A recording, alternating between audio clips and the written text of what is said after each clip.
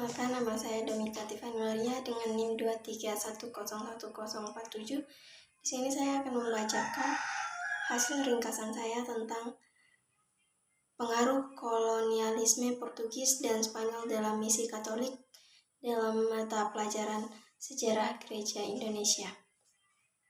Yang pertama, peran Portugis dalam penyebaran Katolik di Nusantara. Pada tahun 1511, Portugis menaklukkan Malaka, yang merupakan pusat perdagangan di Asia Tenggara. Dari Malaka, mereka menjelajahi wilayah timur untuk mencari sumber rempah-rempah, terutama ke Maluku. Portugis juga membawa misionaris Katolik yang bertugas menyebarkan agama di daerah-daerah yang mereka kuasai. Dukungan dari Gereja Katolik di Eropa. Pada abad ke-16, Gereja Katolik Roma sedang berusaha memperluas pengaruhnya ke luar Eropa, terutama setelah reformasi Protestan yang menantang otoritasnya. Oleh karena itu, Paus dan ordo-ordo religius seperti Jesuit, Dominikan, dan Fransiskan mengirim banyak misionaris ke daerah jajahan Portugis termasuk Nusantara. Faktor-faktor yang mempermudah penyebaran Katolik. Yang pertama, dukungan dari Portugis. Karena Portugis adalah negara Katolik, mereka memberikan perlindungan kepada para misionaris. Yang kedua, kondisi sosial dan politik di Nusantara.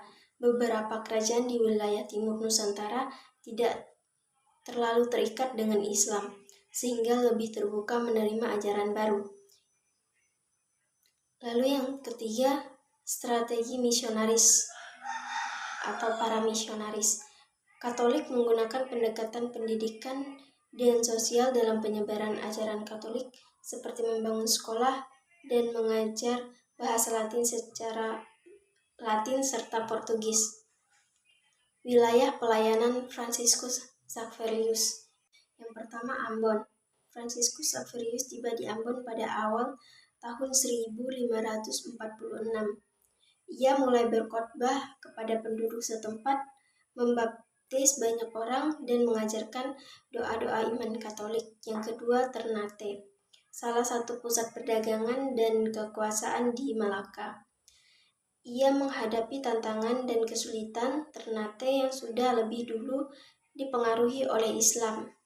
Yang ketiga, Morotai, membangun gereja sederhana dan mengajarkan ajaran Katolik kepada penduduk setempat, dan juga melatih beberapa orang pribumi agar dapat meneruskan pengajaran tentang iman Katolik setelah ia pergi. Lalu dampak misi Franciscus Xaverius di Malaka. Banyak penduduk di Maluku yang dibaptis dan menjadi Katolik. Terbentuk komunitas Katolik yang bertahan hingga abad kemudian, terutama Ambon dan Morotai. Pengaruh Franciscus Xaverius melahirkan semangat misi bagi misionaris Katolik selanjutnya. Ia meninggal pada tahun 1552 di Pulau Songchuan dekat Tiongkok. Lalu, pengaruh Spanyol dalam misi Katolik.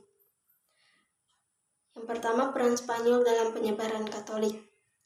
Spanyol juga memiliki misi untuk menyebarkan agama Katolik melalui kolonisasi, terutama setelah tahun 1494 ketika perjanjian Tordesillas membagi dua dunia antara Spanyol dan Portugis.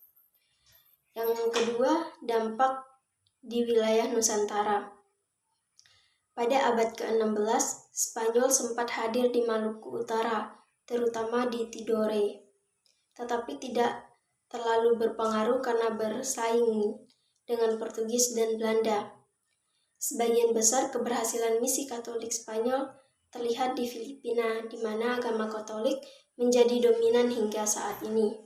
Sekian ringkasan singkat saya tentang pengaruh kolonialisme Portugis dan Spanyol dalam misi Katolik. Terima kasih. Shalom.